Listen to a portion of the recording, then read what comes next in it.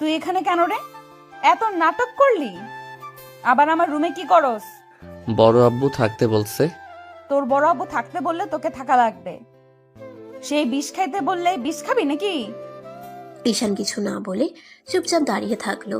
ইভা ধমক দিয়ে বলল, দরজা লাগিয়ে দিয়ে সোফায় গিয়ে শুয়ে পড়, আমার অনেক ঘুম পাচ্ছে। আর আমার কাছে আসলে কি হতে পারে বুঝতে পারছিস তো? জি। ঈশান দরজা লাগিয়ে দিয়ে সোফায় শুয়ে পড়ে যেতে নিলে ঈশান ফ্লোরে সোফার উপরে বালিশটার মাথার নিচে দিয়ে শুয়ে পড়ল। সকালে ঘুম ভাঙলে দেখে এবার রেডি হচ্ছে। ঈশান উঠে চোখ ডলতে ডলতে বলল, আপনি কোথায় যান? ভার্সিটিতে। ও আচ্ছা। ঈশান ওয়াশরুমে গিয়ে ফ্রেশ হয়ে নিল। রেডি হয়ে ব্যাগ নিয়ে নিচে গেলে এবার আম্মু বলে, ঈশান কোথায় যাচ্ছ? আন্টি আমি কলেজে যাব। ও, এবার তুই ঈশানকে নিয়ে যা, তোদের কলেজেই তো ভর্তি করা হয়েছে। মানে কি? মানে কিছু না, তুই নিয়ে যাবি, এটাই শেষ কথা। পারবো না, ওই একা যা। আমি কলেজে চিনি, একা যেতে পারবো। আচ্ছা, দুইজন খাবার খেয়ে নাও। ঈশান ইভা খাবার খেতে বসলো। দুজনের খাওয়া শেষ হইলে এবার আম্মু দুজনকে হাত খরচ দিল। ঈশান নিতে না চাইলে জোর করে দিল। দুইজন বাসা থেকে বের হয়ে গেল। ইভা বাইক নিয়ে চলে গেল। ঈশান রিক্সার অপেক্ষা করতে লাগলো। রিক্সা পেলে উঠে পড়লো। কলেজের গেটের সামনে নেমে পড়লো। কলেজের ভিতরে গেলে দেখতে পেল ইভা ক্যাম্পাসের মাঝখানে বসে আছে বন্ধুদের সাথে। ঈশান সামনের দিকে এগিয়ে যেতে লাগলো। ঈশান বুঝতে পারছে না কোনটা কার ক্লাস। ইভা অনেকক্ষণ ধরে ঈশানকে খেয়াল করতে লাগলো। ঈশানের ক্লাস রেখে অন্যদিকে যেতে দেখে ইভা একটা ছেলেকে ডাক দিল। ছেলেটা আসলে ইভা বলল, এই শোনো, ওই যে ব্ল্যাক কালার শার্ট পরা ছেলেটাকে দেখছো, ওকে ইন্টার ফার্স্ট ইয়ারের ক্লাসটা দেখিয়ে দাও। ছেলেটা চলে গেলে রাইসা বলে ওঠে, ছেলেটা কে রে? আমার বন্ধুর ভাগনা, আমাদের বাড়িতে থাকবে মনে হয়। কিউট বাচ্চা একটা। ওইদিকে না তাকিয়ে এইদিকে ফোকাস দে। এইদিকে ছেলেটা ঈশানকে ক্লাস দেখিয়ে দিয়ে চলে গেল। ঈশান ক্লাসে গিয়ে লাস্ট বেঞ্চিতে গিয়ে বসলো। ব্যাগ রেখে ঈশান ক্লাস থেকে বের হইল। হঠাৎ করে কয়েকটা ছেলে ঈশানকে ডাক দিল। ঈশান এদিকে যেতেই পিছন থেকে দুজন এসে ঈশানের কাঁধে হাত দিয়ে হাঁটতে লাগলো। ঈশান তাকিয়ে হেসে দিয়ে বলল, আমি তো ভেবেছিলাম তোরা আজ আসবি না। আরে আসবো না মানে? গার্লফ্রেন্ড বানাতে হবে, সিঙ্গেল থাকা যাবে না। আবার শুরু হয়ে গেছে। আঙ্কেলকে আমি বলে দিব। দেখ, মজা করছি। ঈশান, তুই কি হোস্টেলে উঠেছিস? না, মামার বন্ধুর বাড়িতে থাকবো, ওইখান থেকে কলেজে আসবো। ও আচ্ছা। হুম। তিনজন এগিয়ে গেলে রনি বলে ওঠে, এই তোমরা ইন্টার ফার্স্ট ইয়ারে নাকি? জি ভাইয়া। ও আচ্ছা, খুব ভালো। এই শোনো, আমাদের জন্য বাইরে থেকে স্পিডার চিপস নিয়ে আস। আমরা কেন নিয়ে আসবো? আপনাদের জিনিস আপনারা নিয়ে আসেন। এই তো সাহস তো কম না, আমাদের মুখের উপর কথা বলস। আমাদের কথা মতো না চললে এই কলেজে একদিন ও টিকতে পারবি না। তাড়াতাড়ি যা, না হলে। আনবো না, দেখি কি করতে পারেন। রাকিব, ঝামেলা করিস না, ভাইয়া টাকা দেন, আমি নিয়ে এসে দিচ্ছি। তোর টাকা দিয়ে নিয়ে আয়, এখন না হলে দুজনকে পিটিয়ে সোজা করে ফেলবো। ভাইয়া আমরা কেন টাকা দিব? ঈশান রাকিবকে রনির বন্ধুরা মারতে যাবে, সাথে সাথে পিছন থেকে ইভা বলে ওঠে, এখানে হচ্ছেটা কি? দেখেন না উনি আমাদের মারতে আসছে। ইভা আপু, তুমি এখানে থেকে যাও। এই ছেলেগুলো অনেক বেয়াদব, আমাদের সাথে বেয়াদবি করছে। ওদের সাহস দেখে আমি বাঁচি না। কিসের বেয়াদবি করছে? এই যা এখান থেকে তোরা। আপু, আমরা সত্যি বলছি, ওদের জিজ্ঞেস করো। না, আমরা বেয়াদবি করি নাই, উনি আমাদের বলছে যে দোকান থেকে স্পিড আনতে। রাকিব আনবে না বলছে, পরে আমি তারপর আনতে চাইলাম, বাট উনি বলে আমাদের টাকা দিয়ে নিয়ে এসে দিতে। ইভা রেগে ঈশানের গালে থাপ্পড় মেরে দিলে সবাই হা হয়ে গেল। সবাই ভয়ে ঢুক গিলতে লাগলো। ঈশান গালে হাত দিয়ে দাঁড়িয়ে আছে, নিচের দিকে তাকিয়ে চোখ দিয়ে টপটপ করে পানি পড়তে লাগলো। রনিরা মিটে মিটে হাসতে লাগলো। ইভা রেগে গিয়ে বলে, এই তুই এত ভীতু কেন রে? তোর বন্ধু তো সাহসী, তুই কোন হিসাবে ওর চাকরিগিরি করতে চাস? তুই কোন হিসাবে ওর চাকরগিরি করতে চাস? তুই এখানে পড়াশোনা করতে এসেছিস, কারো চাকরগিরি করতে না। এখনই ওদের গালে থাপ্পড় যদি না দেস, তোর কপালে দুঃখ আছে। থাপ্পড় মার বলছি। ইভার কথা শুনে রনিরা ঢোক গিলতে লাগলো। রাকিব তুলি খুশি হয়ে রনিকে দুজন দুই দিক থেকে থাপ্পড় মারলো। ঈশানের দিকে ইভা তাকিয়ে বলে, কিরে তুই গালে হাত দিয়ে আসিস কেন? থাপ্পড় মার বলছি। ওনারা আমার বড়, আমি ওনাদের গায়ে হাত দিতে পারবো না। কুত্তা, ওই তোকে বিনা কারণে মারতে নিয়েছিল, আর তার গায়ে হাত দিতে পারবি না? থাপ্পড় মারবি নাকি আরেকটা থাপ্পড় আমি তোকে দেব? দেন, তাও আমি ওনাকে মারতে পারবো না। হিবা আপু, তুমি কাজটা ভালো করলে না। আমার সাথে লাগতে আসো না, বলে দিলাম। বিষয়টা কিন্তু ভালো হবে না। ইভা রেগে রনির চুল ধরে বাইকের ট্যাঙ্কির উপরে দিল বাড়ি লাগিয়ে, আর বলে, আমাকে হুমকি দেস? কি করবি তুই? তো সাহস দেখে বাঁচি না। আমাকে হুমকি দেস? ইভার মার দেখে সবাই ভয়ে দৌড়ে পালালো। রাকিব তুলিত খুশিতে শীষ বাজিয়ে বলল, আপু, আমি তো আপনার অনেক বড় ফ্যান হয়ে গেলাম। আমার ফ্যান হতে হবে না, তোমাদের ওই বলদটাকে ঠিক করো। ইভা কথাগুলো বলে চলে গেল। ঈশানের অনেক ভালো লাগলো। ঈশান খুশি হইলে প্রকাশ করলো না। ঈশান রাকিব তুলির সাথে যেতে লাগলো। ক্লাস সময় হলে তিনজন ক্লাসে চলে গেল। মনোযোগ দিয়ে ক্লাস করতে লাগলো। ক্লাস শেষ হইলে তিনজন লাইব্রেরি খুঁজতে লাগলো। লাইব্রেরিতে গিয়ে তিনজন নিজেদের পছন্দ মতো বই খুঁজতে লাগলো। ঈশানের হাতে রাকিব একটা বই দিলে সাথে সাথে ইভা সামনে আসলে ঈশানের হাত থেকে বই ফেলে বলল, না না, আমি এইসব পড়ি না। রাকিব দিয়েছে আমার হাতে। ক্লাস বাদে এখানে কি করস? ক্লাস নাই, আর লাইব্রেরি বইগুলো পড়তে ভালো লাগে। যা চুপচাপ পড়, বেশি কথা বললে বের করে দিব। এই লাইব্রেরির দায়িত্ব আমার, বুঝলি? আচ্ছা। ঈশান বই খুঁজতে লাগলো। বই পেয়ে গেলে তিনজন একসাথে বসে পড়তে লাগলো। হঠাৎ করে রাইসা এসে বলল, হাই, হ্যালো। তোমাদের সাথে কি বসতে পারি? জি অবশ্যই আপু, বসুন। রাইসা ঈশানের সামনে বসলো। ঈশান ওইদিকে মনোযোগ না দিয়ে বই পড়তে লাগলো। ঈশান রাকিবকে বলল, এই রাকিব গার্লফ্রেন্ড বানানোর একটা বই পাইছি। ঈশান কথাটা বলে সামনের দিকে তাকাতেই সাথে সাথে ভেবাচেকা খেয়ে গেল। রাইসা ব্রুকুচকে বলল, গার্লফ্রেন্ড বানানোর বই পাওয়া যায় এখানে? মানে আপনি যা ভাবছেন তেমন কিছু না। তুমি নিজেই তো বললে তোমাকে তো কত কিউট বাচ্চা লাগছিল, নম্র ভদ্র। ভাবলাম এখন দেখি তুমি অন্য ছেলেদের মতো গার্লফ্রেন্ড খুঁজছো। সি ঈশান, তুই এখানে পড়তে এসেছিস আর পড়া বাদ দিয়ে গার্লফ্রেন্ড খোঁজার জন্য বই পড়ছিস? রাকিব কথাগুলো বলে মিটিমিটি হাসতে লাগলো। ঈশান তো পুরো ব্যাককল হয়ে গেল। ঈশান বলে, মিথ্যা কেন ফাঁসিয়ে দিচ্ছিস?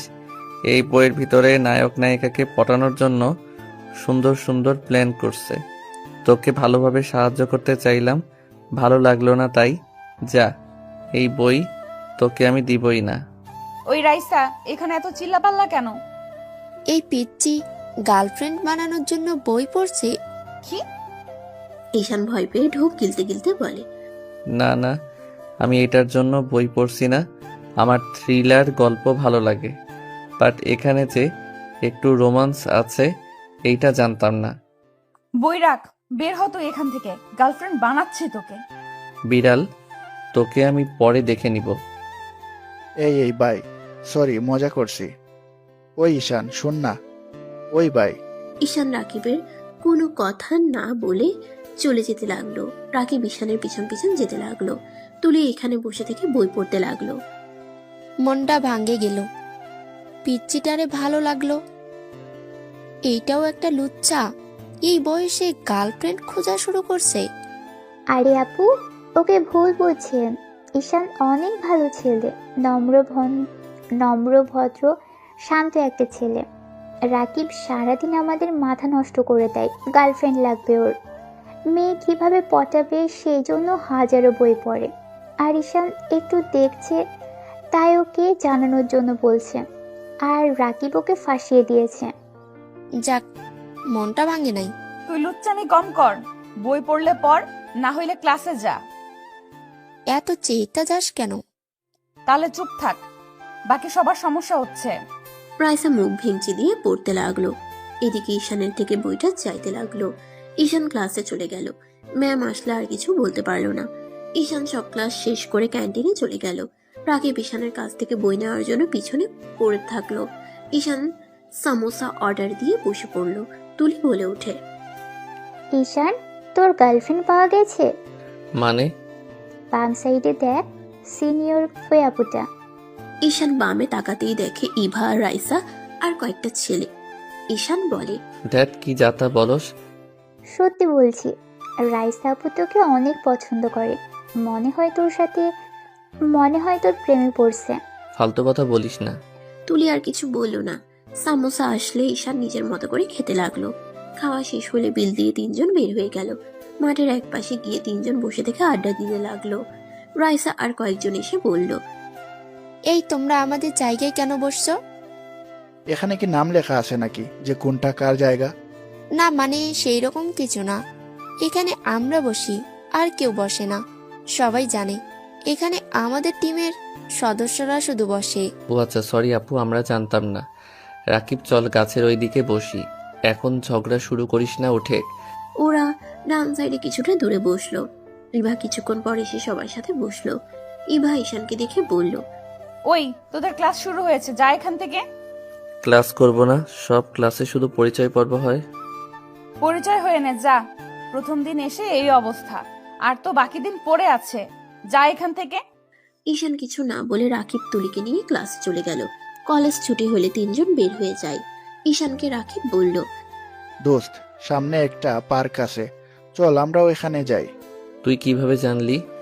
আমি এসেছিলাম তাই জানি, চল। তিনজন পার্কে চলে গেল। গিয়ে অনেকক্ষণ থেকে সন্ধ্যার দিকে যার যার মতো চলে গেল। ঈশান বাসায় গিয়ে কলিং বেল বাজাতেই ইভা দরজা খুলে রাগের লোক নিয়ে তাকিয়ে বলে, কিরে, তুই এতক্ষণ কই ছিলি? তোর কলেজ ছুটি হয়েছে কখন, আর আসলি কখন? আসলে আমি পার্কে ঘুরতে গেছিলাম। কি? কোন পার্কে? ওখানে তো দুইটা আছে, কোনটাতে গিয়েছিলি? নাম খেয়াল নাই। ইভা কিছু বলতে যাবে ইভার আম্মু বলে উঠল, কি ব্যাপার ঈশান, ভিতরে না এসে বাইরে দাঁড়িয়ে আছো কেন? আম্মু ওকে ভুলেও বাচ্চা ভেবো না। তুমি জানো ওই লাইব্রেরিতে গিয়ে কি কি পড়ছে? আপু, মিথ্যা বলবে না তো? ঈশানের মুখ থেকে আপু ডাক শুনে দুজন ভ্রুকুচকে তাকালো। ইভার আম্মু বলে, ঈশান এসব কি বলো? এবার তোমার স্ত্রী, তুমি ওকে আপু কেন বলছো? আপনারা আঙ্কেল আন্টি হইলে উনি তো আপু হয়। ইভা কথাটা শুনে আগে কিছু বলবে তার আগেই ইভার আম্মু বলে, এবার তোমার আগে আপু ছিল, এখন তো তোমাদের বিয়ে হয়েছে, তার মানে এখন থেকে ও তোমার স্ত্রী। আর বউকে কেউ আপু বলে ডাকে? তাহলে কি বউ বলে ডাকবো? খবরদার, একদম না। আমাকে তুই কোনো কিছুই বলবি না, আপু বলবি না, বোনও না, কিছুই না। আর হ্যাঁ, আমার সাথে যে তোর বিয়ে হয়েছে এইটা যেন কেউ না জানে, জানলে তোর খবর আছে।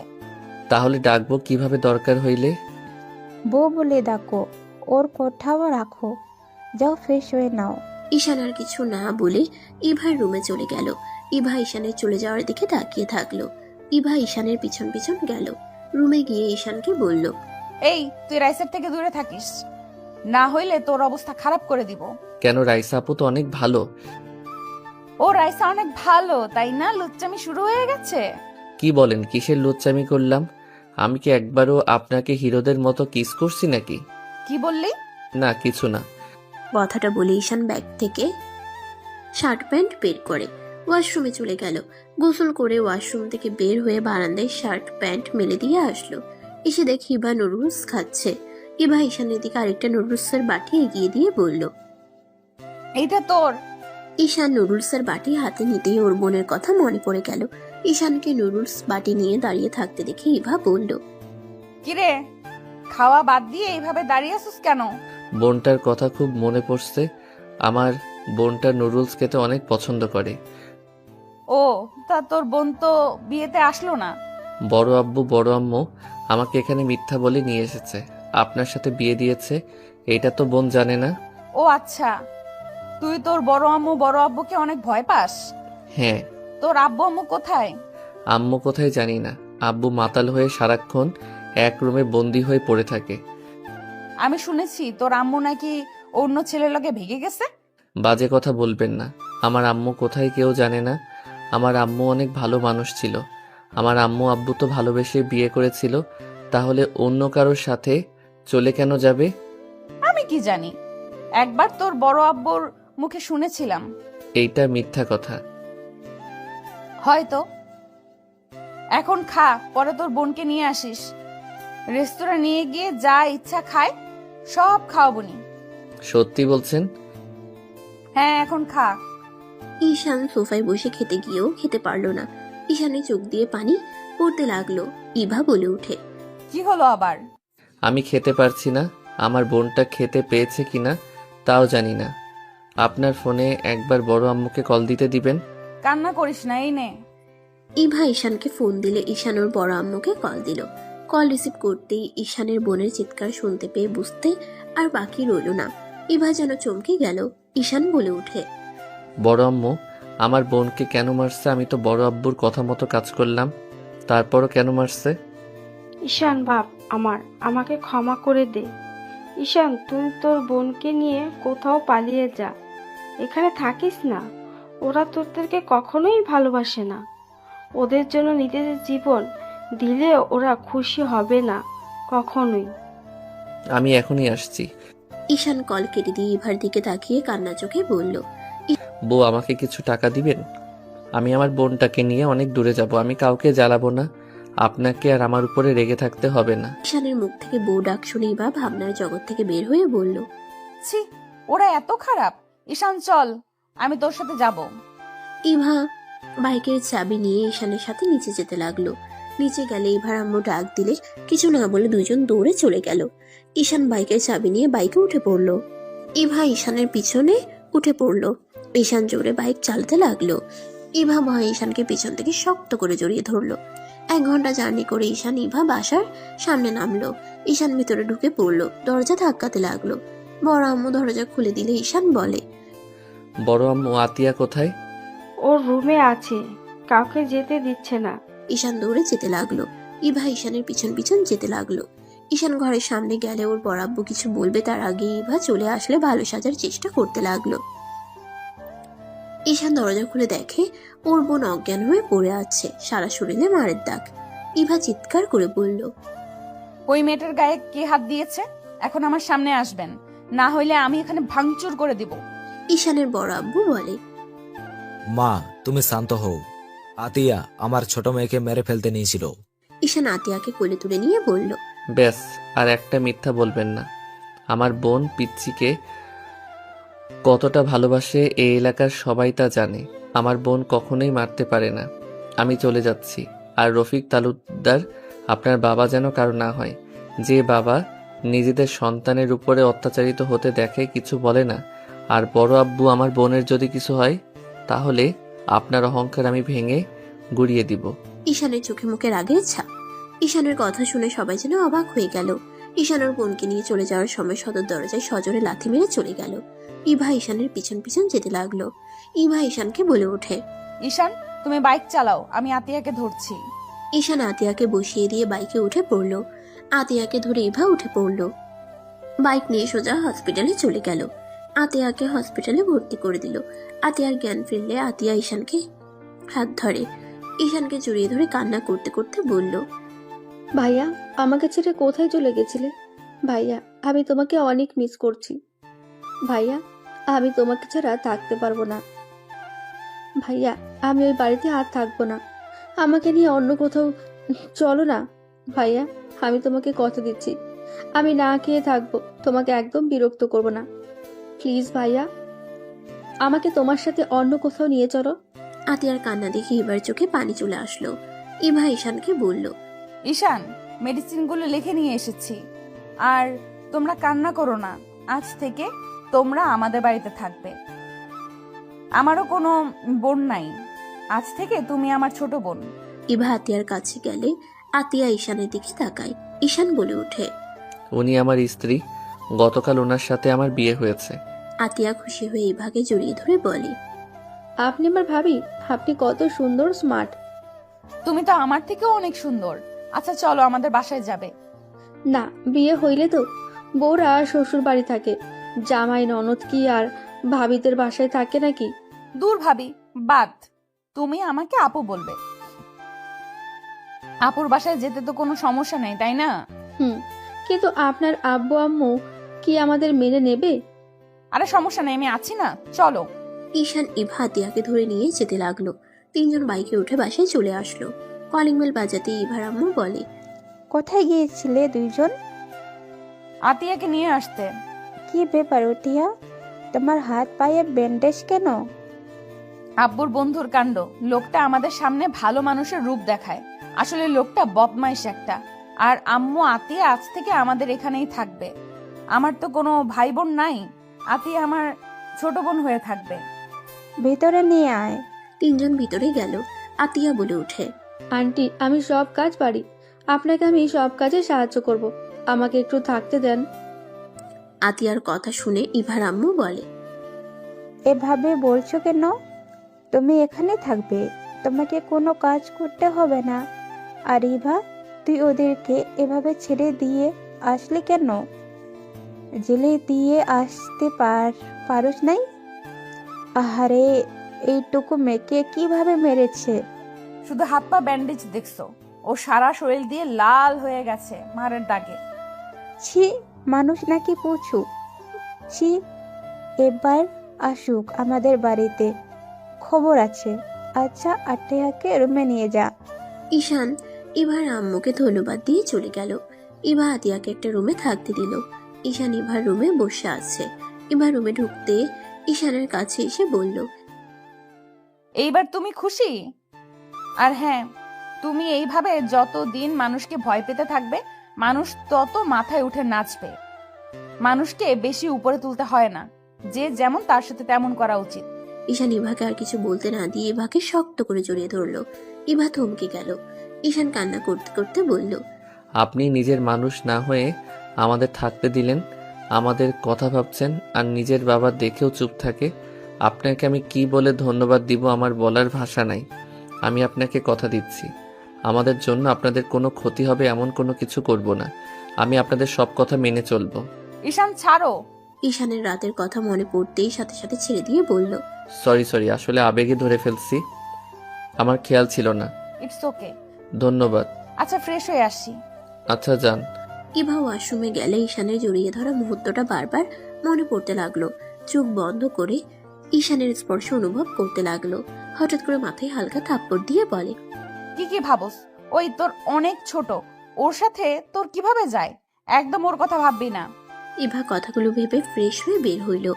ঈশান খাটে বসে থেকে ভাবতে লাগলো, এখানে কি থাকা ঠিক হবে? একসাথে দুইজনের দায়িত্ব অন্য কারোর উপরে দেওয়া ঠিক না। আমাকে যে কোনো একটা জব খুঁজতে হবে। ঈশান কথাগুলো ভাবতে লাগলো। ইভা ওয়াশরুম থেকে বের হয়ে বলল, যাও ফ্রেশ হয়ে আসো, আম্মু খাবার খেতে ডাকছে, আমি আতিয়াকে নিয়ে গেলাম। ইভা চলে গেল। ঈশান ফ্রেশ হতে চলে গেল। ফ্রেশ হয়ে ঈশান নিচে চলে গেল। নিচে গেলে দেখে আতিয়া এত খাবার দেখে খুশি হয়ে মজা করে খাচ্ছে। ঈশান বোনের মুখে হাসি দেখে নিজের মুখে হাসি ফুটে উঠলো। এবার আম্মু ঈশানকে দেখে বলল, ঈশান, তুমি আসো, খেয়ে নাও। ঈশান গিয়ে বসলো। ঈশানের হাতের দিকে আতিয়ার চোখ গেলে বলে, ভাইয়া, তোমার হাতে কি হয়েছে? আমি তো খেয়াল করিনি। আতিয়ার কথা শুনে সবাই কিছুটা ভরকে গেল। ঈশান হাসি মুখে বলে, আর বলিস না, খেলতে গিয়ে টিনের টুকরার সাথে লেগে কেটে গেছে। ও ভাইয়া, তুমি কি সাবধানে খেলতে পারো না? এখন থেকে সাবধানে খেলবো, তুই খা। ইভা দীর্ঘ নিঃশ্বাস ছাড়লো। আতিয়ার খাওয়া শেষ হলে সবার থেকে বিদায় নিয়ে রুমে চলে গেল। ইভা বলে ওঠে, ওই যেমন করে ওই তো খেতেও পারে না, অল্প খেয়ে চলে গেল। ছোট মানুষ, পেটে যতটুকু জায়গা ততটুকু তো খাবে। আচ্ছা, তুমি ওকে মিথ্যা কেন বললে? কোন বিষয়? এই যে আমি তোমার হাতে চাকু দিয়ে কেটে দিলাম, আর তুমি বললে অন্য কোথা।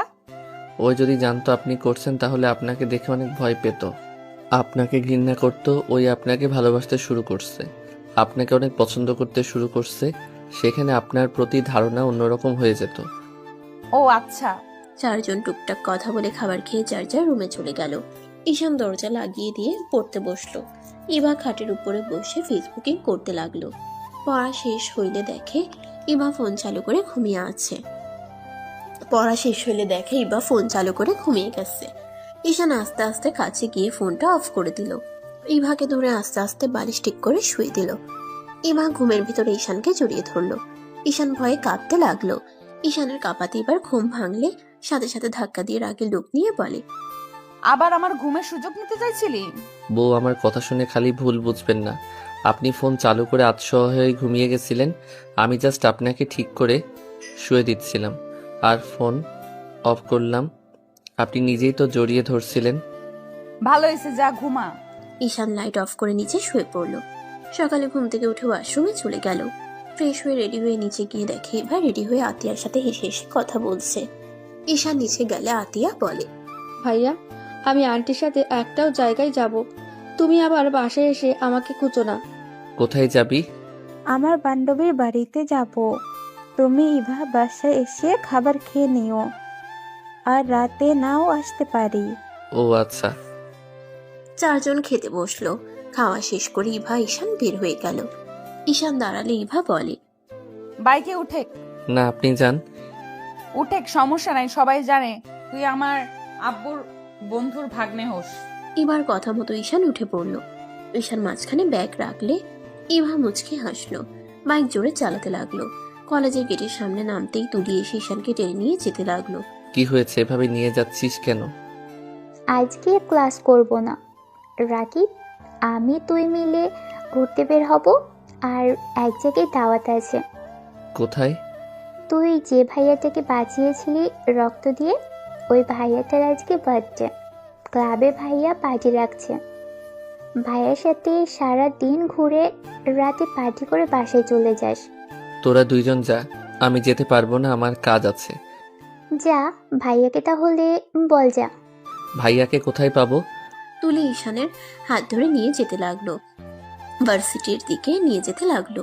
3 তলায় নিয়ে গিয়ে একটা ক্লাসে টেনে নিয়ে গিয়ে বলল, ভাইয়া। ঈশান নিজেকে সামলিয়ে নিয়ে সামনের দিকে তাকাতেই দেখে ইভা রাইসা ফ্রেন্ড গ্রুপের সবাই আসছে। রাফি ঈশানকে দেখে বলল, ঈশান কেমন আছো? আলহামদুলিল্লাহ ভাইয়া, আপনি কেমন আছেন? আর শুভ জন্মদিন ভাইয়া। ধন্যবাদ ব্রাদার। এইদিকে আসো, আমার ফ্রেন্ডদের সাথে পরিচয় করে দেই। রাফি ঈশানকে ধরে নিয়ে যেতে লাগলো। এক এক করে সবার সাথে পরিচয় করিয়ে দিতে লাগলো। ইভাকে দেখিয়ে দিয়ে বলল, আর এটাই আমার বেস্ট ফ্রেন্ড ইভা আর রাইসা। আরে, ওকে তো আমরা চিনি। ভাইয়া, ওই আপনার সাথে ঘুরতে যাবে না বলছে। সত্যি এটাই বলেছ? না মানে ভাইয়া, আমি তো আপনার বেস্ট ফ্রেন্ডদের বাসায় থাকি। আঙ্কেল তো মিটিং এর জন্য সিলেট গেছে, আর আন্টি আমার বোনকে নিয়ে কোথাও গেছে, রাতে আসবে না। বাসায় আমি আর উনি থাকবো। সেখানে একটা মেয়ে মানুষকে বাসায় একা রাখার সাহস হচ্ছিল না যদি ভয় পাই। ঈশানের কথা শুনে সবাই অবাক হয়ে গেল। রাফি হেসে বলে, ওহ, এই ব্যাপার, তুমি ইভাদের বাসায় থাকো? আগে তো বলো নাই। আর ইভা তো আমাদের সাথে থাকবে, তাই এত চিন্তা করো না। আর আন্টি আমাদের বাসায় যাবে, তাই এত চিন্তার কিছুই নেই। আপনিও যাবেন নাকি? ওকে, তাহলে আমিও যাব। ওকে, তাহলে সবাই চলো। সবাই বের হয়ে গেল। ঈশানকে দেখে রাইসা বলে, ঈশান, তুমি আমার বাইকে আসো। তুলি, এবার বাইকে যাও। আর রাকিব, তুমি জাহিদের বাইকে ওঠো। আপু, আমি ওনার বাইকে উঠি, আপনি তুলিকে নিয়ে যান। ওনাকে তো চিনি ভালো করে, তাই অন্য মেয়ের বাইকে যেতে প্লিজ রাগ করেন না। ইভা মনে মনে খুশি হইল। কাউকে বুঝতে দিল না ইভা ঈশানকে নিয়ে যেতে লাগলো। রাইসার রাগ হইলেও কিছু বলল না। সবাই যেতে লাগলো। সারাদিন ঘোরাঘুরি। একটা জঙ্গলে গিয়ে সবগুলো ফেসে গেল। ইভা রেগে বলে, এই রাস্তাকে যেন আসতে বললি? কচুর দল, যা সামনে থেকে, গাছ সরা। ঈশান নেমে আর কয়েকটা ছেলে নেমে গাছ সরাতে লাগলো। সরিয়ে দিয়ে আবার বাইকে উঠলো। সবাই জঙ্গলের ভেতর দিয়ে উঠে রাস্তায় উঠে পড়লো। বাইক নিয়ে যেতেই হঠাৎ করে ইভা বাইক থামিয়ে বলল, এই তুমি চালাও, আমার হাত ব্যথা করছে। ঈশান বাইকের সামনে চলে গেল। ইভা ঈশানকে পিছন থেকে ধরে যেতে লাগলো। ঈশান কিছুটা অকওয়ার্ড ফিল করতে লাগলো। রাত 10টার দিকে বাম সাইডে ঘুরে যেতে ঈশান ইভা দেখে সবাই বাইক থেকে নেমে হাঁটু গেড়ে বসে আছে। ঈশান ইভাকে নিয়ে পিছনে ঘুরে বাইক জোরে চালিয়ে নিয়ে যেতে লাগলো। ইভা রেগে গিয়ে বলল, এসব কি করছস? ওইখানে বন্ধুরা বিপদে পড়ছে আর তুই পালিয়ে যাচ্ছিস। ঈশান, বাইক থামা। ঈশান বাইক থামিয়ে বলে, আপনি বাইক নিয়ে থানায় যান, আমি ওইখানে যাচ্ছি। আমার সাথে তুইও চল। যান তো আপনি। ঈশান দৌড়ে সামনে থেকে একটা লাঠি তুলে দৌড়ে যেতে লাগলো। ইভা উপায় না পেয়ে থানার দিকে যেতে লাগলো। ঈশান ব্যাগ থেকে মুখোশ, হাত গ্লোভস পরে নিল, কালো জ্যাকেট পরে নিল। ঈশান সামনের দিকে যেতে লাগলো। তুলির দিকে একটা লোক হাত দিতে যাবে, সাথে সাথে ঈশান লাঠি ঢিল মারলো। সাথে সাথে লোকটার হাতে গেলে পুড়ে গেল। ঈশান দৌড়ে গিয়ে এক এক করে মারতে লাগলো। সবাই যেন হতভম্ব হয়ে গেল। চোখের সামনে 2 মিনিটের ভেতরে সবাইকে মাটিতে পড়ে যেতে দেখে সবাই যেন হাঁ হয়ে গেল। কেউ কিছু বলার আগে ঈশান দৌড়ে রাস্তা থেকে নেমে পালিয়ে গেল। আবার সবকিছু খুলে ঈশান ব্যাগ নিয়ে যেতে লাগলো। এর ভিতরে ইভা পুলিশকে নিয়ে চলে আসে। ইভা ঈশানকে বাইকে উঠতে বলে ঈশান বাইকে উঠে পড়লো। পুলিশ সবাইকে ধরে নিয়ে গেল। ইভাকে সবাই বলল, আমি তো ভেবেছিলাম তোরা দুইজন পালিয়ে গেছস। থানায় গিয়েছিলাম, পালিয়ে কেন যাব?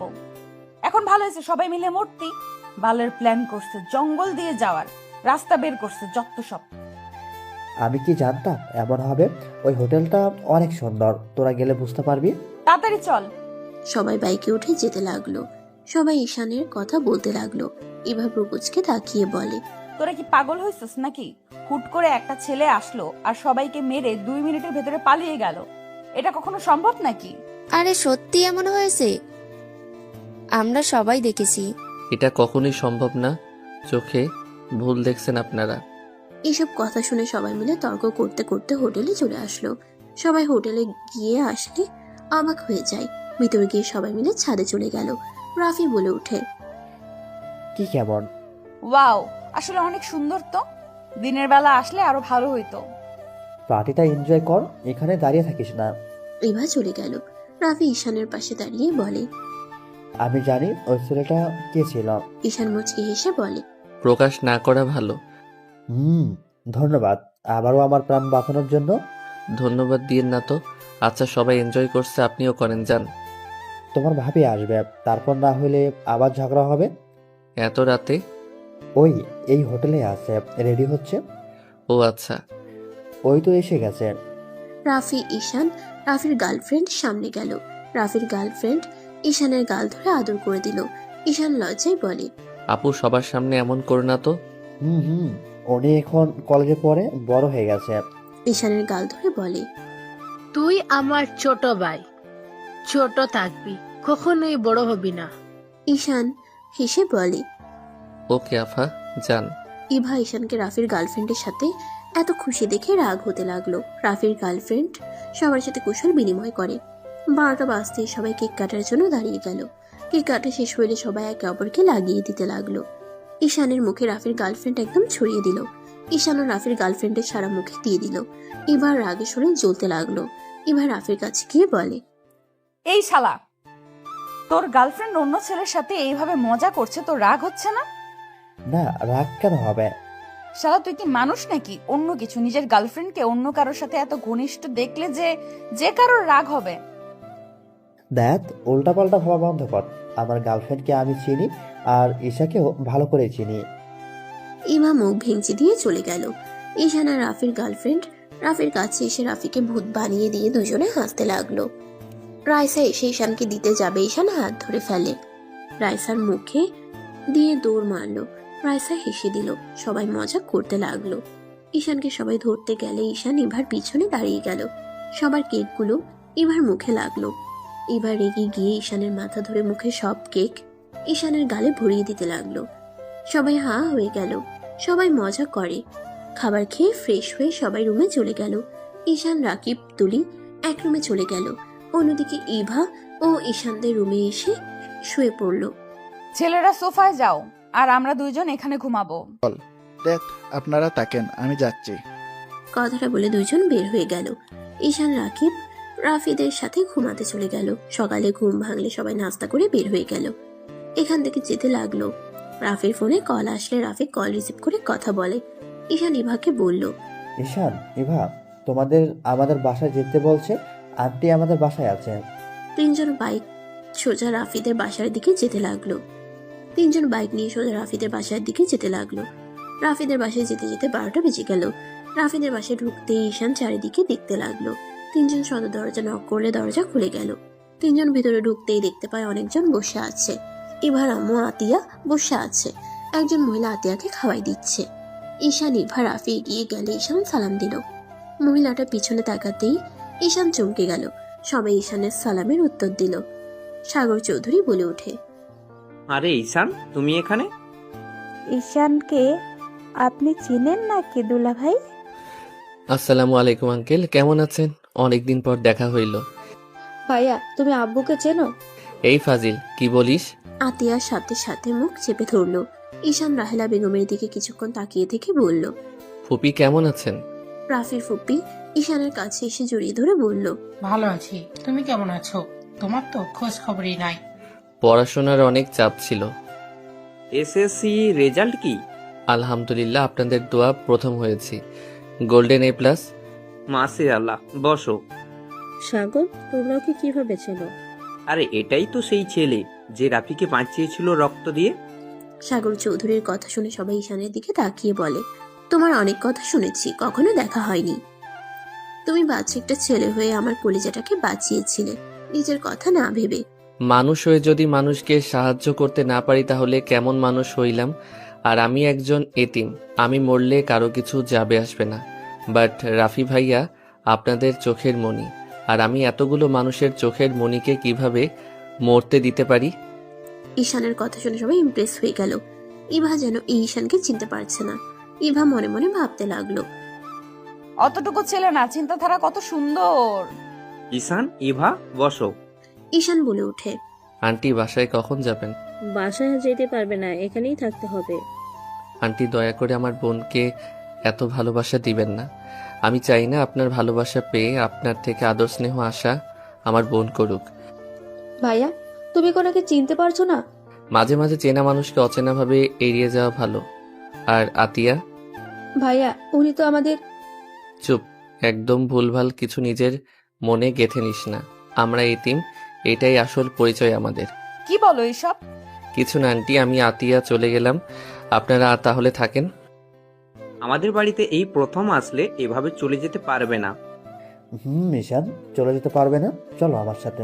দুঃখিত ভাইয়া, অসম্ভব এখানে থাকা। এই আতিয়া উঠেক। আমি যাব না। আমার মাথা গরম হয়ে যাবে, উঠেক তাড়াতাড়ি, না হইলে কিন্তু তোকে দুইটা জিনিসের ভিতর একটা বেছে নিতে হবে। ভাইয়া, তুমি এমন কেন করছো? আমি এখান থেকে যাব না। রাহেলা বেগমকে জড়িয়ে ধরে বলল, আমি আম্মুকে ছেড়ে কোথাও যাব না। আতিয়ার কথা শুনে ইভা রাফি হা হয়ে গেল। ঈশান রেগে বলল, আতিয়া, মেজাজ কিন্তু বিগড়ে যাচ্ছে। থাপ্পড় খাওয়ার আগে আমার সাথে চলো। উনি আমাদের কেউ না, আমাদের মা তো মেরে গেছে। অ্যানি আমার কোথা থেকে আসলো? না, আম্মু বেঁচে আছে। বড় আব্বু আমাদের মিথ্যা বলেছে। মিথ্যা বলে ভালোই বলছিল। তুই আমার সাথে যদি এখন না যাস তাহলে আমাকে সারা জীবনের মতো হারাবি। ঈশান, এমন কেন করছো? দেখো ঈশান, আমি জানি আমার উপর রাগ হওয়া স্বাভাবিক, বাট তুমি আমার পুরো কথা শুনলে বুঝতে পারবে। আমার কিছু শোনার নাই, বোঝার তো দূরের কথা। আপনাকে আমি সম্মান করতাম, বাট এখন আপনাকে আমি ঘৃণা করি। বউ, আপনি ঠিক বলছিলেন, আজ তার প্রমাণ আমি পেলাম। ঈশান, আমি জানতাম না রাহেলা আন্টি তোমার আম্মু। আন্টি অনেক ভালো মানুষ। এত কিছু শুনে লাভ নাই। আতিয়া, তাহলে তুই আসবি না? ওকে, ভালো থাক তুই তোর আম্মুকে নিয়ে, আমাকে আর কোনো দিন পাবি না। ঈশান কথাটা বলে চলে যেতে লাগলো। রাফি আটকাতে গেলে ঈশান বলে, ভাইয়া ছাড়েন। যেতে পারবে না, তুমি তো আমার ছোট ভাই হও, এখন থেকে যেতে পারবে না। ভাইয়া প্লিজ ছাড়েন, আমার মাথাটা গরম হয়ে যাচ্ছে। কেন মাথা গরম হচ্ছে? তোমার একবার ছোট আম্মুর কথা শোনা উচিত, উনি কি বলে সেটাই শোনো।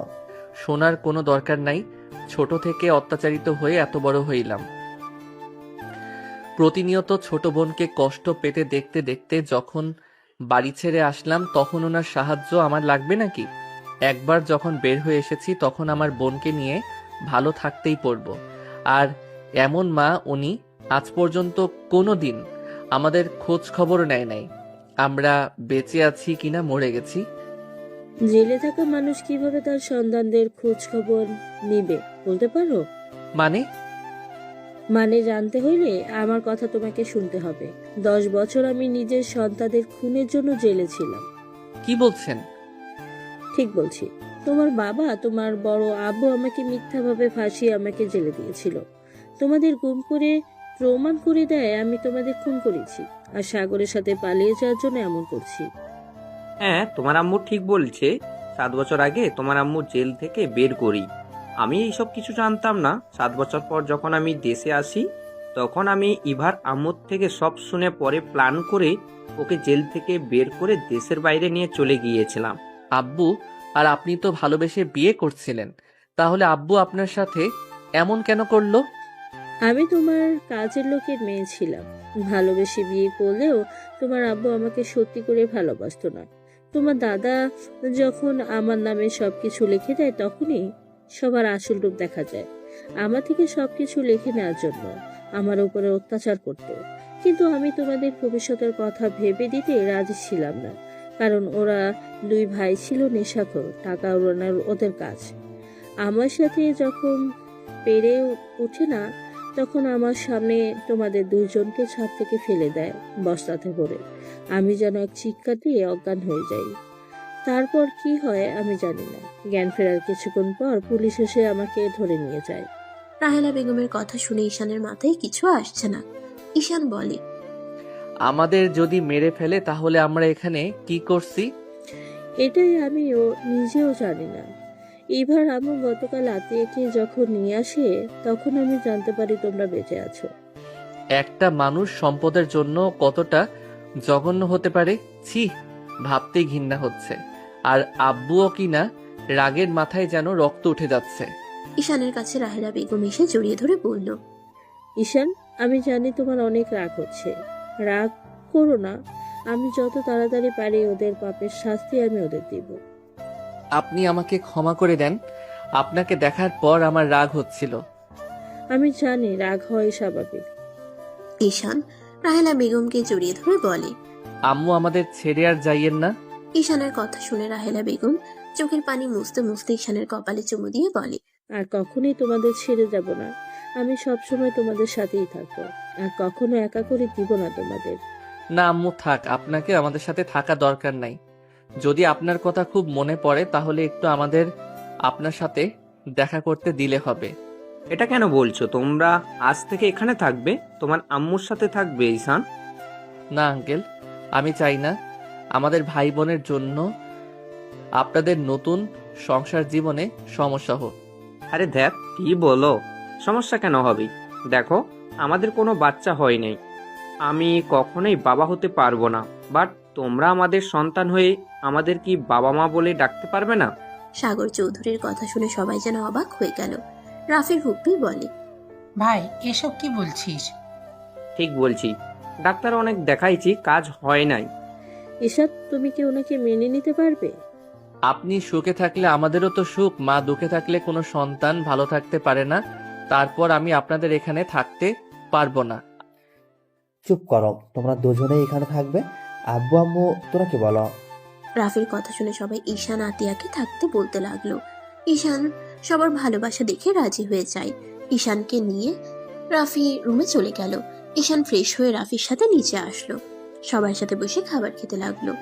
ঈশানের আম্মু ঈশানের দিকে তাকিয়ে খুশিতে চোখের পানি চলে আসলো। ঈশান বলে ওঠে, আম্মু কান্না করছেন কেন?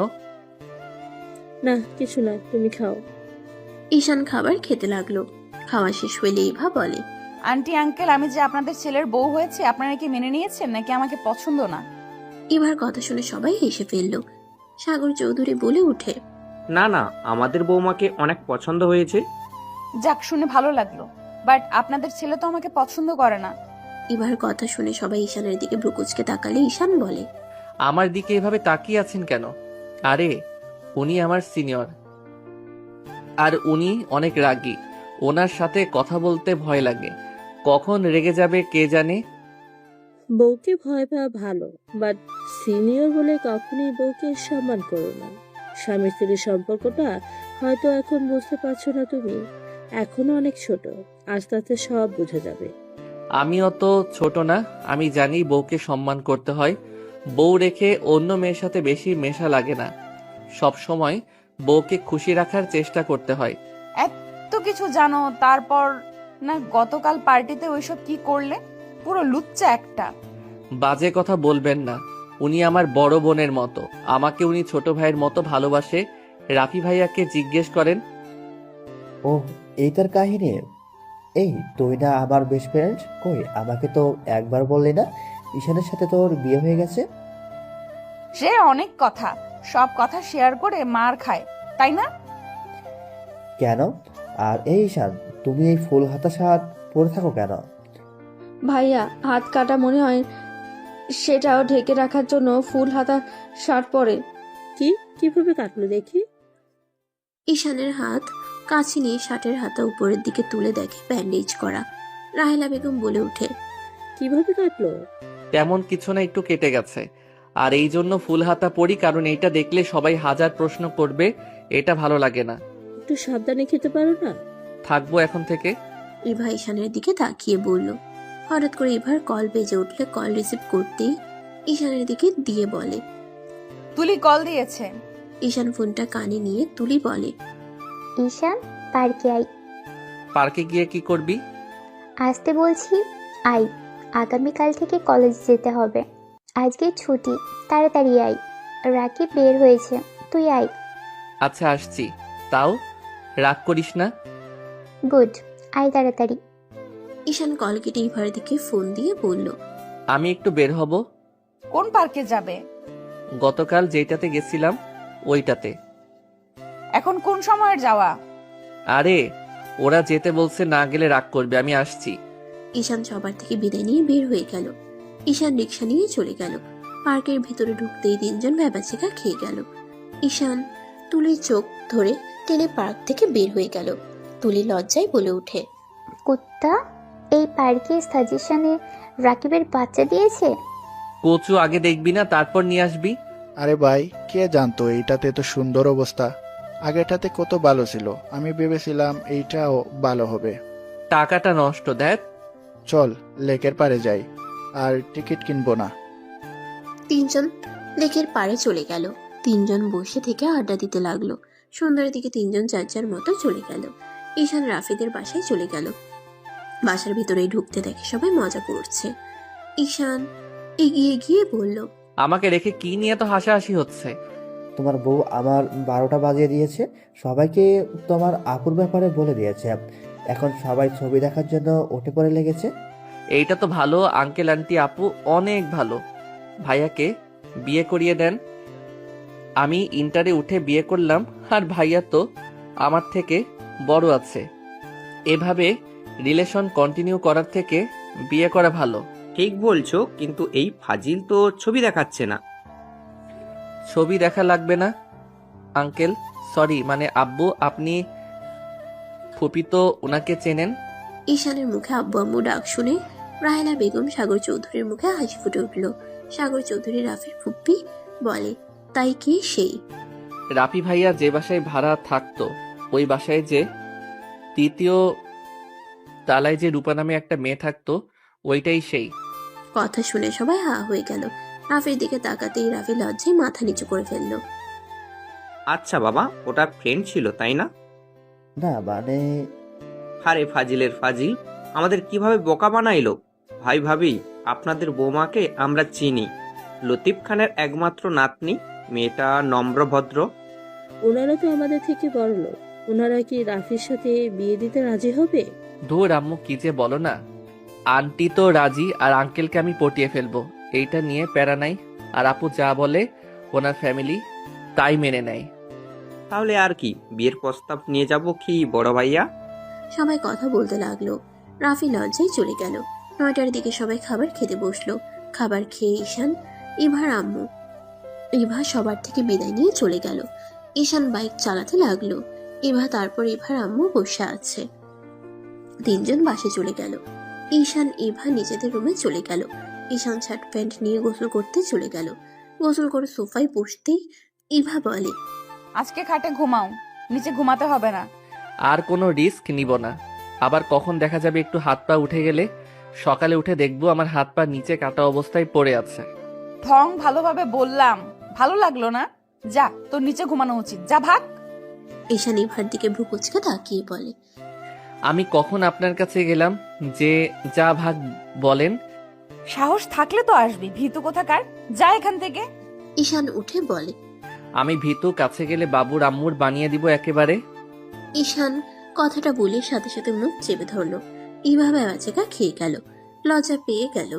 নিজেকে স্বাভাবিক করে রাগী লোক নিয়ে বলে, এসব কি ধরনের কথা? তুই কি এসব রোমান্টিক উপন্যাস থেকে শিখছিস নাকি নাকি ওই ফালতু পার্কে গিয়েছিলি? ঈশান ঢোক গিলে বলে, না মানে ভুলে বলে ফেলেছি, সরি, আমার ঘুম পাচ্ছে, গুড নাইট। ঈশান কথাটা বলে বালিশ নিয়ে নিচে শুয়ে পড়লো। ইমা মুচকি মুচকি হাসতে লাগলো। লাইট অফ করে খাটে শুয়ে থেকে ঈশানের কথাগুলো ভাবতেই লজ্জায় লাল হয়ে যেতে লাগলো। ভাবতে ভাবতে ঘুমিয়ে গেল। সকালে ঘুম ভাঙলে ঈশানকে নিচে ঘুমাতে দেখে মুগ্ধ নয়নে দেখতে লাগলো। ঈশানের ঠোঁটের দিকে চোখ গেলে ইভা নিচে নেমে ঈশানের কাছে যাবে, সাথে সাথে ঈশানের ঘুম ভেঙে গেল। ইভা সাথে সাথে উঠে পড়ে, ঈশানকে দেখে বলে, এই কলেজে যাবে না নাকি? নাক ডেকে ঘুমাচ্ছ? আমি আবার কবে থেকে নাক ডাকলাম? প্রতি রাতেই তো ডাকো। কি অসম্ভব?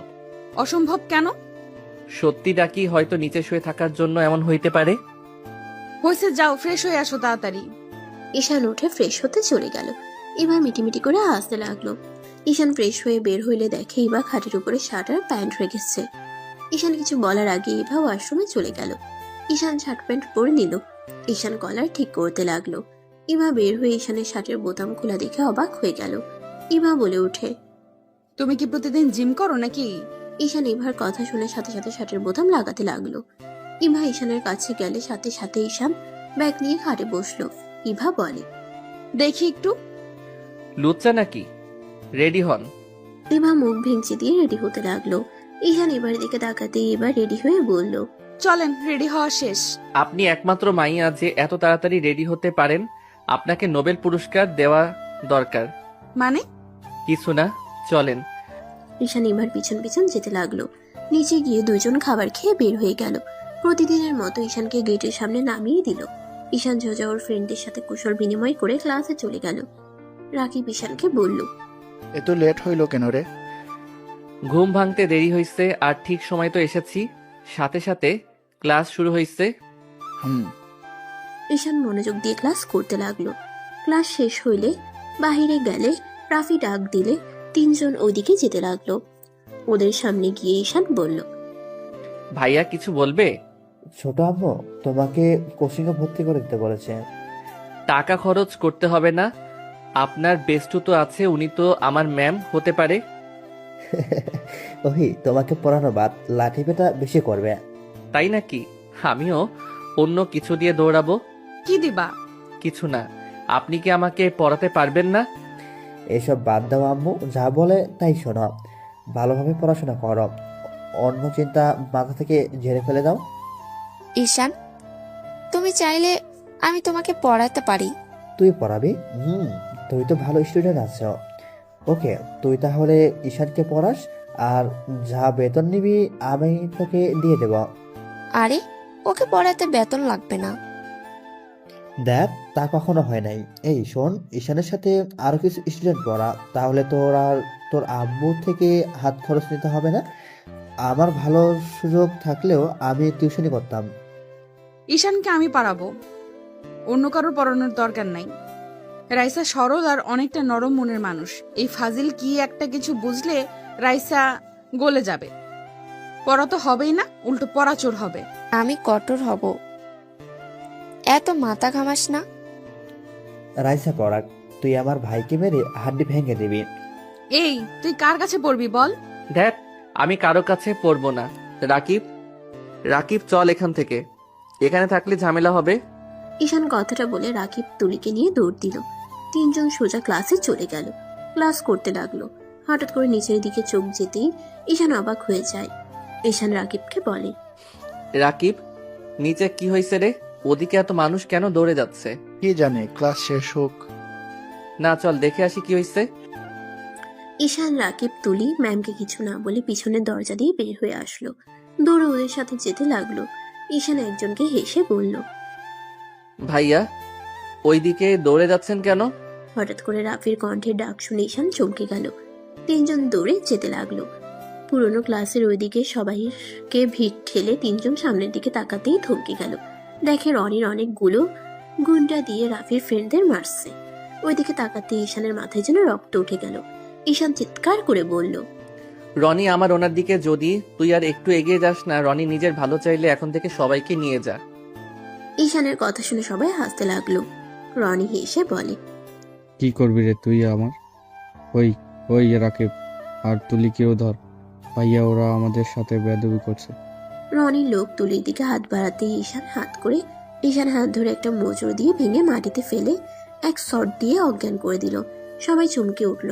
ঈশান বলে, দেখি তোদের কত বড় বুকের পাটা হয়েছে যে আমার স্ত্রী আমার ভাই বোনদের গায়ে হাত তুলোস। ঈশানের কথা শুনে সবাই অবাক হয়ে গেল। ঈশান এক এক করে সবাইকে চোখে নিমিশেই মেরে অজ্ঞান করে দিতে লাগলো। রাফি শুধু হাসতে লাগলো। রাফি হাসতে হাসতে বলে, রনি, তোদের হাতে এখনো পালানোর সুযোগ আছে। ইভার কাছে ক্ষমা চেয়ে পালা। আমি কি ওকে ভয় পাই নাকি? আমি ভাইয়া, তুমি বসে আছো কেন? মারো ওকে। রনির ভাই ঈশানের দিকে ঘুরে তাকাতেই রনির ভাই কাঁপতে লাগলো। দূরে এসে রনিকে থাপ্পড় মারতে মারতে বলে, স্যার, ওকে ক্ষমা করে দেন। ওই তো ছোট মানুষ, বুঝতে পারে নাই। আমি আমার ভাইকে মারছি, আপনি সবাইকে নিয়ে চলে যান। আমি এখনই সবাইকে ছেড়ে দিচ্ছি। রনির ভাইয়ের কথা শুনে সবাই হতভম্ব হয়ে তাকিয়ে আছে। ঈশান রাগের সামনে চেয়ারে কাছাড় দিয়ে ভেঙে বলল, আপনি এমন কলেজে এসে মাতবাড়ি করেন? আপনার এত বড় সাহস কিভাবে হয়? এখানে অন্যায় কাজে ভাইকে প্রশ্রয় দেন। আমি যদি আপনার একটা ব্যবস্থা না করছি, আমার নামও। ঈশানের কিছু বলার আগে পা ধরে জড়িয়ে ধরে কান্না করতে করতে বলে, স্যার, আমার ভুল হয়ে গেছে, আমাকে ক্ষমা করে দেন। আমি কাজে সাহায্য করতে চাই নাই। আমার ছোট ভাই আমাকে ব্ল্যাকমেল করে আসতে বাধ্য করেছে। আমি যদি না আসতাম তাহলে ওই আত্মহত্যা করত। ঈশান রেগে গিয়ে বলে, আত্মহত্যা করার খুব শখ তোর, তাই না? আমি তোকে মৃত সাথ দিব। ওয়েট। ঈশান যেতে নিবে ঈশানের পা রনির ভাই শক্ত করে জড়িয়ে ধরে থাকে। রনিকে বলে, রনি, সারা জীবন হসপিটালে থাকতে না চাইলে দৌড়ে পালিয়ে যা। তাড়াতাড়ি এখান থেকে যা। আমি কোথাও যাব না। তুমি ওই পিচ্ছির বাচ্চাকে দেখে কেন ভয় পাচ্ছ? কে পিচ্ছি রে? এই আপনি পা ছাড়েন। আপনার ভাইকে আমি একটু পিচ্ছিগিরি দেখাই। রনির ভাই বলে, তুই এখান থেকে যাবি? কিসের ভাব দেখাস তুই? হ্যাঁ, তুই জানোস ওই কে? ওই যদি একবার বসকে কিছু বলে, আমার চাকরি থাকবে না, আর তোকে জেলে দিতে 1 মিনিট সময় লাগবে না। আর ওই যদি তোকে মারে, সব প্রমাণ 1 নিমেষেই শেষ হয়ে যাবে। রনির ভাইয়ের কথা শুনে সবাই যেন ঈশানের দিকে তাকিয়ে আছে। রনি ভয়ে কাঁপতে লাগলো। রনি দৌড়ে পালিয়ে গেল। রনির ভাই বলে, স্যার, আমাকে ক্ষমা করে দেন। আমি আর কোনোদিন এমন ভুল করব না। আমার চোখের সামনে থেকে যান, আর আপনার ভাই আমার নজরে সব সময় থাকবে। ঈশানের কথা শুনে ভয়ে দৌড়ে চলে গেল। রাকিব, তুলি, ইভা, রাফি বাদে সবাই যেন ভূত দেখার মতো দেখছে। ঈশান ইভার কাছে গিয়ে দড়ি খুলে দিল। ইভা ঈশানকে বলল, আমি কি চোখে ভুল দেখছি? জানি না। ব্যথা পাইছো? ঈশান ইভার ঠোঁটের রক্তগুলো মুছে দিতে লাগলো। ইভা রাগ করে বলল, যা এখান থেকে কুত্তা। তুই এতক্ষণ কই ছিলি? আর একটু হইলে সবার সামনে। ইভা কথাগুলো বলে কান্না করতে লাগলো। ঈশান ইভাকে জড়িয়ে ধরে বলল, সরি, আমি ক্লাসে ছিলাম, আর আমি থাকতে তোমার ক্ষতি কেউ করতে পারবে না। আর ওই সবাই এভাবে কি দেখেন? এখান থেকে যাবেন। ঈশানের কথা শুনে সবাই চলে যেতে লাগলো। রাইসা হতভম্ব হয়ে তাকিয়ে আছে ঈশান আর ইভার দিকে। রাফি আর সবাই কাশি দিয়ে বলল, আমি তোর বড় ভাই, রোমান্স পরে কর। ঈশান সাথে সাথে ইভাকে ছেড়ে দিয়ে বলল, সরি ভাইয়া, ভুল সময় চলে এসেছি।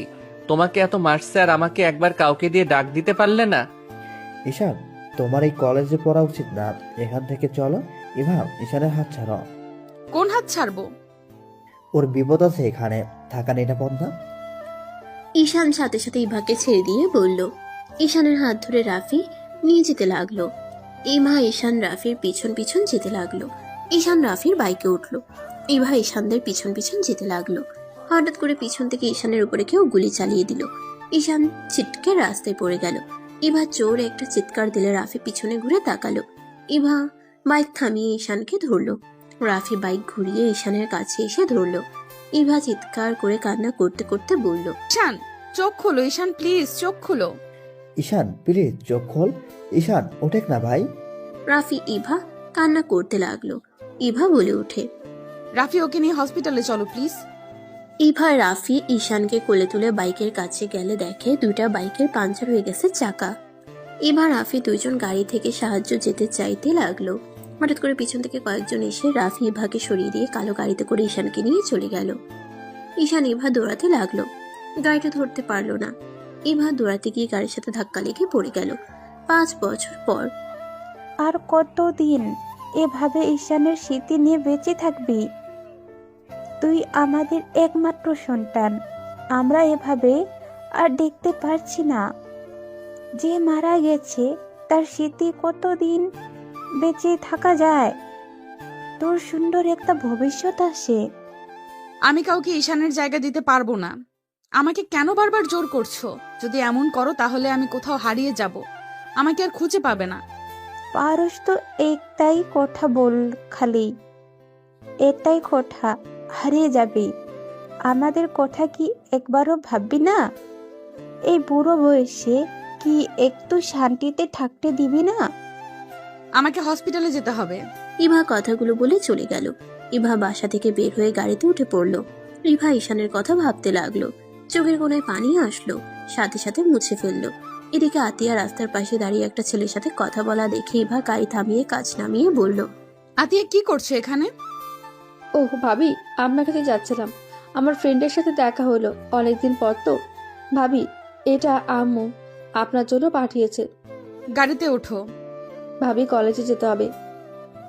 উঠতে বলেছি, ওঠো, আমি নামিয়ে দিচ্ছি। ইভা ছেলেটাকে বিদায় দিয়ে গাড়িতে উঠে পড়ল। ইভা আতিয়ার দিকে তাকিয়ে বলল, আতিয়া, ছেলেদের সাথে একটু কম মেশার চেষ্টা করো। ভাবি, আপনি কি আমাকে সন্দেহ করছেন নাকি? সন্দেহ না, তুমি কোথায় কি করো সব কিন্তু আমি জানি। আর তুমি আন্টির সাথে বেয়াদবি করো কেন? বেয়াদবি কি আমি ইচ্ছে করে করতে চাই? আম্মু সবকিছুতে বেশি শাসন করে। আমি তো বড় হয়েছি, তাই না? এখন কি আমি নিজের ইচ্ছে মতো চলতে পারবো না নাকি?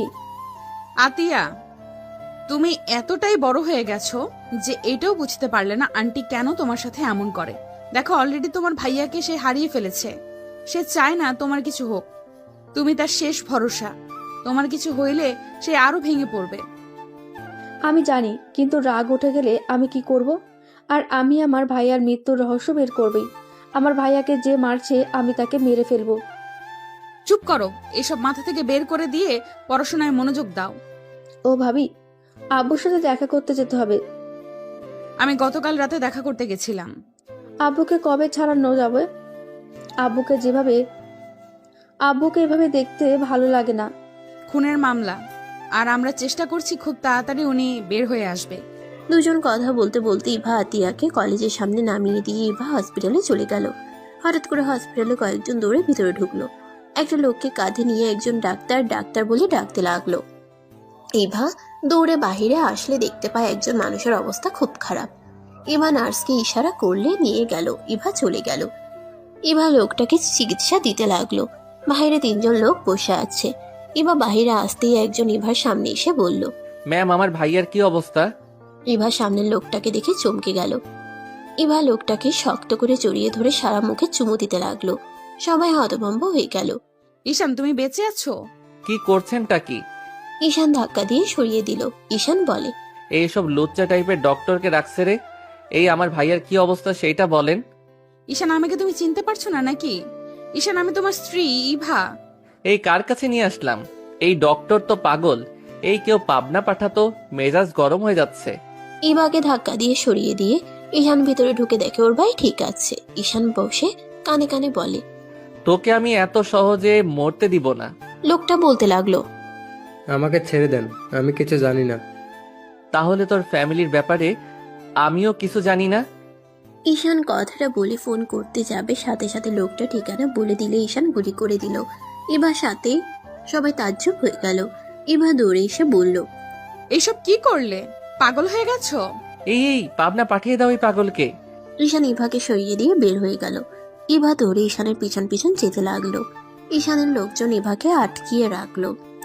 ঈশানের লোক ইভাকে অজ্ঞান করে ওইখানে ফেলে চলে গেল। ঈশান ইভার দিকে তাকিয়ে থেকে অন্যদিকে তাকিয়ে থাকলো। ঈশান সোজা নিজের মিশনে চলে গেল। একজন বলে ওঠে, স্যার, আপনার সাথে আমার কথা ছিল। কি কথা? লোকটা বলে, সবার সামনে বলতে পারবো না। তাহলে পরে বলো। ঈশান সব ইনফরমেশন পাঠিয়ে দিয়ে নিজে চলে গেল। সবাই ঠিকানা অনুযায়ী ড্রাগ সাপ্লাইকারীদের সাথে মারামারি করতে লাগলো। মারামারি করতে করতে একজনের হাতে গুলি লাগলে ঈশান সাথে সাথে তাকে ধরে যে গুলি করেছে তার মাথায় গুলি করে দিল। পুলিশ এসে সবাইকে ধরে নিয়ে যেতে লাগলো। ঈশান লোকটাকে গাড়িতে তুলে গুলি বের করে ঈশান বেঁধে দিল। ঈশান হোটেলে চলে গেল। হোটেলে গেলে ঈশানের পেছনে লোকটা রুমে ঢুকে দরজা লাগিয়ে দিলে ঈশান খাটের উপরে শুয়ে থেকে বলল, কি বলতে চাইলে বলো। লোকটা কাছে এসে বলে, স্যার, ওই ডক্টর কিন্তু সত্যি আপনার স্ত্রী। কি বলো, মাথা খারাপ হয়ে গেছে? লোকটা ঈশানকে বলে, সত্যি বলছি স্যার। উনি আপনার স্ত্রী। আপনি তো সব ভুলে গেছেন। কলেজে আপনি ওনাকে বাঁচাতে গিয়ে সব কিছু ফাঁস হয়ে গেছিল, আর ওনার সামনে থেকে আপনাকে আমরা তুলে নিয়ে এসেছিলাম। এই দেখেন ছবিগুলো। ঈশান মুচকি হেসে বলে। দেখতে হবে না, তুমি যাও। লোকটা আর কিছু বলতে পারলো না, ঈশানের কথা মতো চলে গেল। ঈশান ঘাটে শুয়ে ফোনটা বের করে, বোতামের ভেতরে ক্যামেরাটা বের করে ল্যাপটপ থেকে এবার ফুটেজটুকু বারবার দেখতে লাগলো। ঈশানের ফোনে কল আসলে ঈশান কল রিসিভ করলো। ঈশানের বস বলল, গুড জব, তোমার কাজ তো শেষ হয়ে গেল। এখন তোমার ফ্যামিলির সাথে দেখা করার পালা। এখনো করব না, আমার মিশন শেষ হয় নাই। ঈশান বসের কথা বলা শেষ করে ওয়াশরুমে চলে গেল। ঈশান হোটেল থেকে বের হইলে ঈশানের পিছন পিছন বডিগার্ড যেতে লাগলো। ঈশানের রাগ হতে লাগলো। ঈশান গাড়ি থামিয়ে বলল, সমস্যা কি? সবাই চলে যান, যদি পিছনে দেখি গুলি মেরে দিব বলে দিলাম। ঈশানের কথা শুনে চলে গেল। ঈশান ওর হাতে এক পাশে চাকু নিয়ে কেটে ফেললো। ঈশান ওর হাতের এক পাশে চাকু দিয়ে কেটে ফেললো। তারপর হসপিটালে চলে গেল। ইভাকে খুঁজতে লাগলো। ইভার সাথে ঈশান রাহেলা বেগমকে দেখে লুকিয়ে পড়লো। ইভা রাহেলা বেগমকে বলছে, আন্টি বিশ্বাস করেন, ওইটা ঈশান ছিল। প্লিজ আমার কথা বিশ্বাস করেন। ইভা, পাগলামি করো না। তুমি ভালো করে জানো ঈশান মারা গেছে। ওর লাশ আমরা কবর দিয়েছি। তারপর কিভাবে বলতে পারো ও বেঁচে আছে? আন্টি ওই লাশটা এমন ভাবে পড়ে গেছিল দেখে বোঝাই যাচ্ছিল না ওইটা ঈশানের লাশ নাকি অন্য কারোর। ওর শার্ট প্যান্ট টুকরো দেখে তো বোঝা যাচ্ছিল। দেখো, তুমি ভুল দেখছো। এমন পাগলামি করো না। আর তোমার আম্মু তোমার বিয়ে ঠিক করেছে, আগামীকাল তারা আসবে। অসম্ভব, আমি বিয়ে করব না, আমি বাড়ি থেকে পালিয়ে যাব। ঈশান ওদের দুজনের কথা শুনতে লাগলো। ঈশান সুযোগ বুঝে ওইখান থেকে পালিয়ে গেল। এদিকে ইভাকে রাহেলা বেগম নিয়ে চলে গেল। ইভা যেতে না চাইলে রাহেলা বেগম জোর করে নিয়ে গেল। ইভা কান্না করতে লাগলো। রাহেলা বেগম ইভাকে বুঝাতে লাগলো। ইভা বলতে লাগলো, আন্টি আমি আপনার ছেলেকে অনেক ভালোবাসি, আমি ওকে ছাড়া কাউকে বিয়ে করতে পারবো না। তুমি কেন বুঝছো না আন্টি? তুমি সবাইকে বলে দাও যে তোমার ছেলের বউ কে, কারোর সাথে বিয়ে দেবে না। ইভা, পাগলামি করিস না মা। দেখ মা, সারা জীবন একা থাকা কোনোভাবেই কোনো মেয়ের পক্ষে সম্ভব না। তোর পাশে একজন অবশ্যই দরকার যে সারা জীবন তোর পাশে থাকবে। আর তোর আব্বু আম্মু তো বয়স হয়ে যাচ্ছে, ওনারা তোর টেনশনে শান্তিতে মরতেও পারবে না। তাদের আর কতদিন কষ্ট দিবি বল? আর আমার ছেলেটা যদি বেঁচে থাকতো তাহলে তো কেউ তোরে জোর করতো না, তাই না? আন্টি ওই বেঁচে আছে, আমি নিজের চোখে ওকে দেখেছি, কিন্তু ওই আমার সামনে একজনকে মেরে ফেললো। ঈশান এমন কাজ করতেই পারে না, ওর ব্যাপারে সবাই জানে। ওই সরম আর ভদ্র একটাই ছেলে, শান্ত ছেলে, কিভাবে এমন একটা কাজ করতে পারে? ওই যদি ওইরকম হইতো তাহলে ওর বড় আব্বুর কাছে এত অত্যাচারিত হতো বল? আন্টি তুমি জানো না, ঈশান সবার সামনে যেমন দেখাতো আসলে ওই তেমন ছিল না। সেদিন আসল ঘটনা তোমাকে বলি নাই, তুমি আমার কথাটা পুরো শোনো। ইভা কলেজের সবকিছু খুলে বলে। রাহেলা বেগম অবাক হয়ে বলে, কি বলছিস এসব? হ্যাঁ ঠিক বলছি, ঈশান নাকি এমন ক্ষমতাও আছে যেখানে নাকি ওই কাউকে খুন করলে তার প্রমাণ পাওয়া যায় না। রনির ভাই পর্যন্ত ঈশানের পা ধরে কান্নাকাটি করেছিল, রনির জীবন ভিক্ষা পর্যন্ত চাইছিল। রাফি নিশ্চয়ই কোনো কিছু জানে। আমার ছেলেটা কেন রাজনৈতিক দলের সাথে জড়িত গেছিল না তো? আমি তা জানি না, রাকিব তুলিও কোনো কিছু বলতে পারে না। ওরা সেদিন প্রথম ঈশানের এই রূপ দেখেছে, তারপর তো ঈশানকে হারিয়ে ফেললাম। একবারের জন্য বলতেও পারলাম না আমি ওকে কতটা ভালোবাসি। কথাটা বলে ইভা কান্না করতে লাগলো। রাহেলা বেগম ইভাকে সান্ত্বনা দিতে লাগলো। এদিকে ঈশান হোটেলে গিয়ে বসের সাথে কথা বলতে লাগলো। কথা বলা শেষ করে ঈশান ভাবতে লাগলো কি করবে। ভাবতে ভাবতে রাত হয়ে গেল। রাত 9টা বাজতে ঈশানের ফোনে কল আসলে ঈশান কলটা রিসিভ করে বলল, ঈশান, ব্যাপারটা অন্যদিকে চলে যাচ্ছে। আজকে বিয়ে, তুমি যেভাবে হোক চলে আসো। কি বলছো ভাইয়া, বিয়ে মানে আজকে? আঙ্কেল আন্টি জোর করে দিচ্ছে। ইভা অনেক কান্না করতেছে। বর কি এসেছে নাকি না?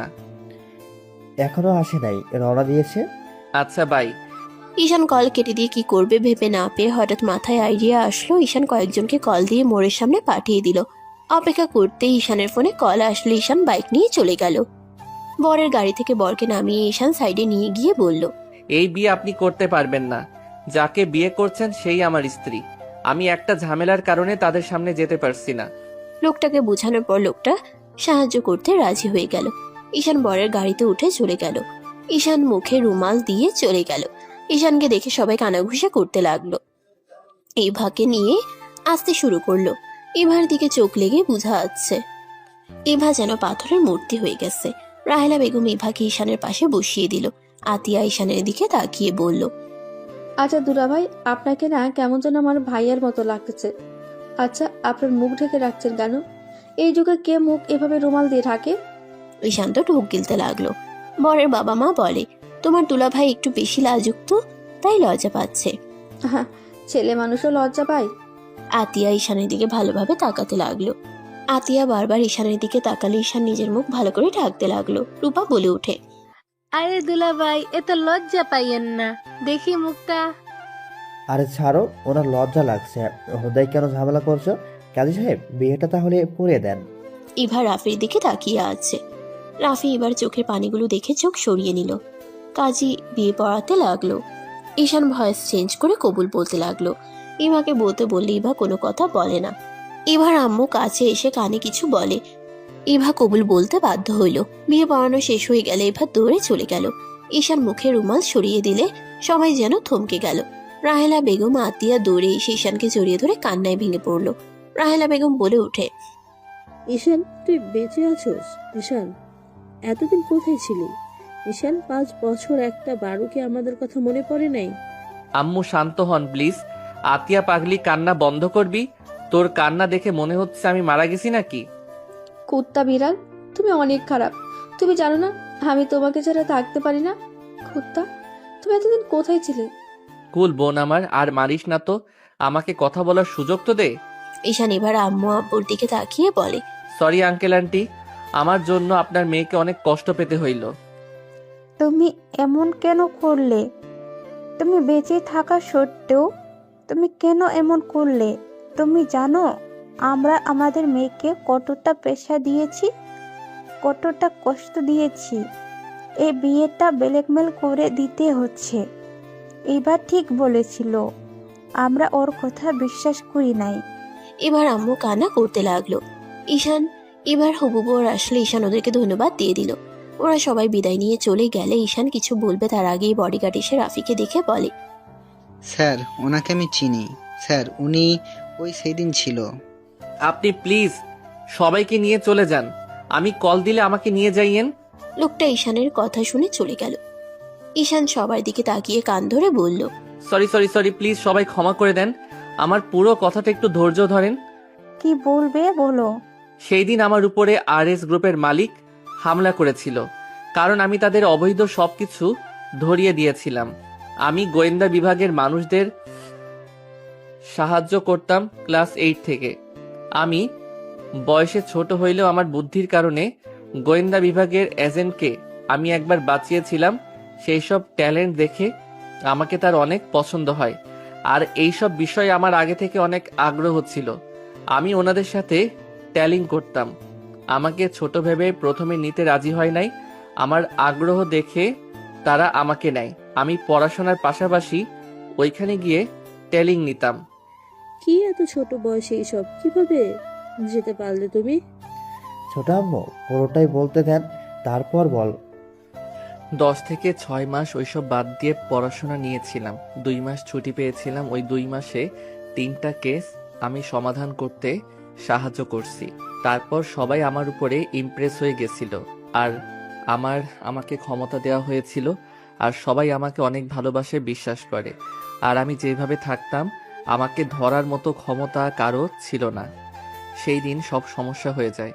রাগের বশে নিজের পরিচয়টা উচ্ছেদ হয়ে যায়। ওই কলেজের একজন RS কোম্পানির মালিককে সব বলে দিলে আমার উপরে হামলা করে, আর আমাকে বাঁচাতে রাফি ইভাকে সরিয়ে দিয়ে আমাকে নিয়ে চলে যায়। আর আমার অবস্থা বেশি ভালো ছিল না। এখান থেকে যাওয়ার পর আবার অ্যাক্সিডেন্ট হয়ে যায়। ভাগ্যক্রমে আমি বেঁচে যাই। মাথায় অনেক আঘাত পাওয়ার কারণে পাগল হয়েছিলাম। 2 বছর যখন ঠিক হইলাম, তখন বস ছাড়া কেউ জানতো না। সবাই জানে আমার স্মৃতিশক্তি নাই। 3 বছর আমার শত্রুদের আরো কেস রহস্য বের করছি। এতদিন আমি দেশের বাহিরে ছিলাম, 1 বছর আগে দেশে এসেছি। সব বুঝলাম। 1 বছর আগে দেশে আসলে তুমি আমাদের সাথে কেন দেখা করো নাই? আমি চাইলে দেখা করতে পারতাম না। আমার পিছনে সব সময় শত্রু লেগে আছে। আমার জন্য আমার ফ্যামিলির কোনো মানুষের ক্ষতি হবে এইটা কখনোই আমি মেনে নিতে পারবো না। আর এখন মোটামুটি আমার আর একটা মিশন আছে, সেইটা শেষ হইলে আমার কাজ আমি ছেড়ে দিব। ভাইয়া, তুমি যদি এত সাহসী হও তাহলে বড় আব্বু যে আমাদের ওপর অত্যাচার করতো, তাহলে তুমি কিছু বলতে না কেন? সব সময় মার খেতে। উনি আমাদের গুরুজন, আর সব ভাবতাম উনি যেমন হোক আমাদের তো খাওয়াচ্ছে পড়াচ্ছে। আর তোকে নিয়ে ভাব কোথায় যাব আমি?